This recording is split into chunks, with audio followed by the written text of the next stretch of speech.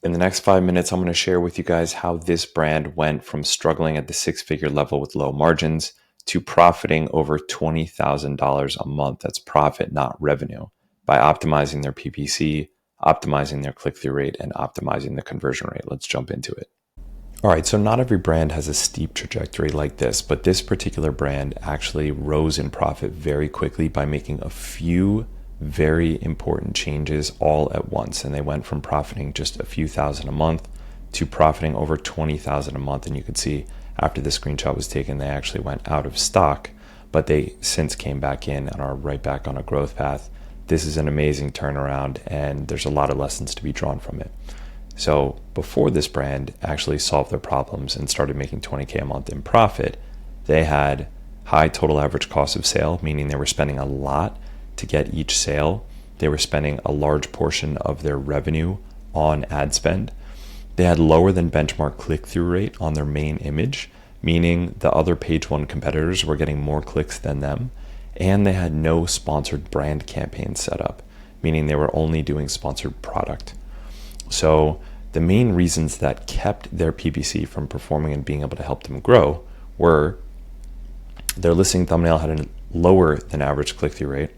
They were not gaining organic ranking from PPC traffic, and that's what makes tacos high, because tacos goes down when your PPC leads to organic traffic, not just more paid sales. Their campaign placements were not optimized by placement. This is really important. There are three major placements on Amazon. There's top of search, rest of search, and product pages. And you need to follow the data to determine which placements you want to drive more of. If you're not optimizing for placements and you're just adjusting the bid, then you're actually not doing yourself justice, and you're probably losing money on wasted ad spend there.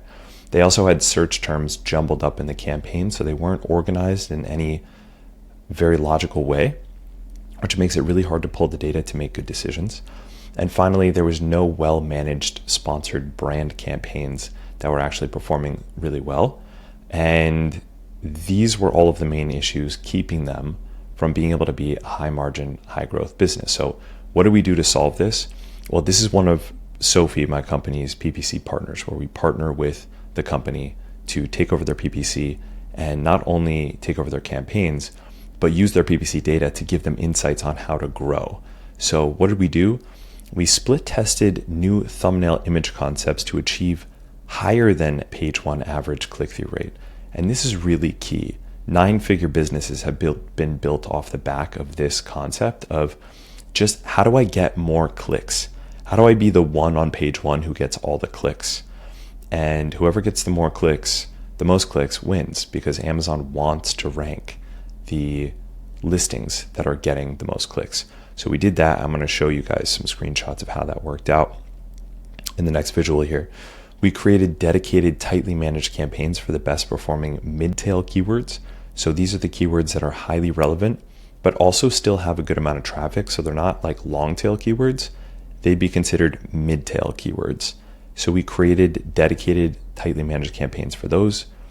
We started optimizing placements twice a week.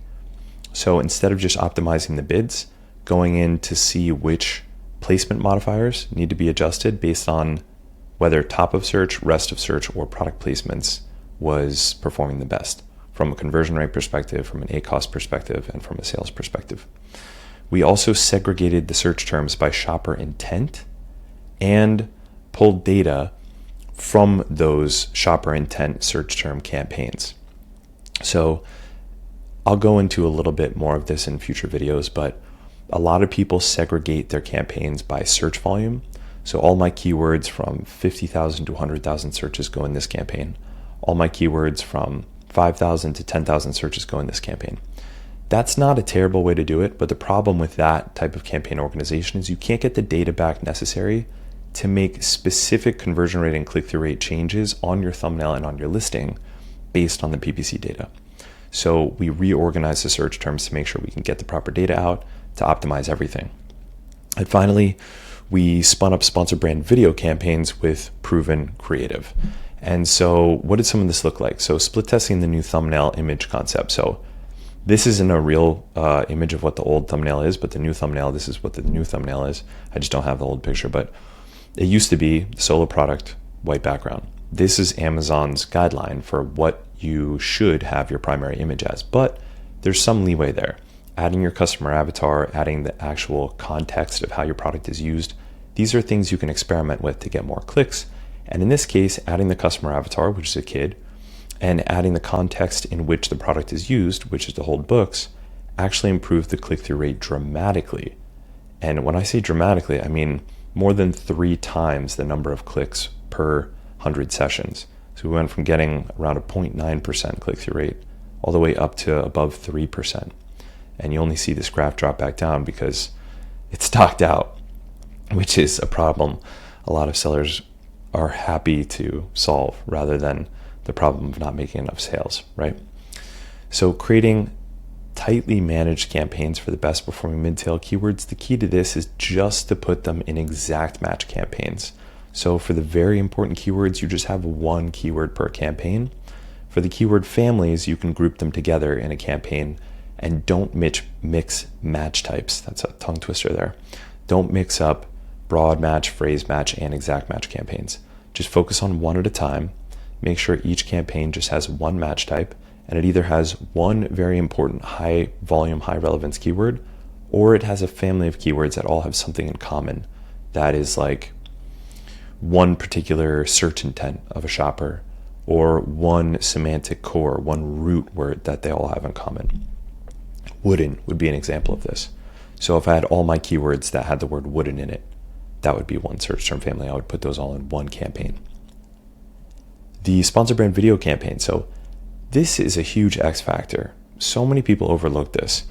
And it's funny, sometimes I think Amazon sellers are a little bit spoiled because in other spaces, every ad needs creative. Like if you were to advertise on Amazon, if you're to advertise on Meta, you would have to upload a creative. Every ad needs a creative.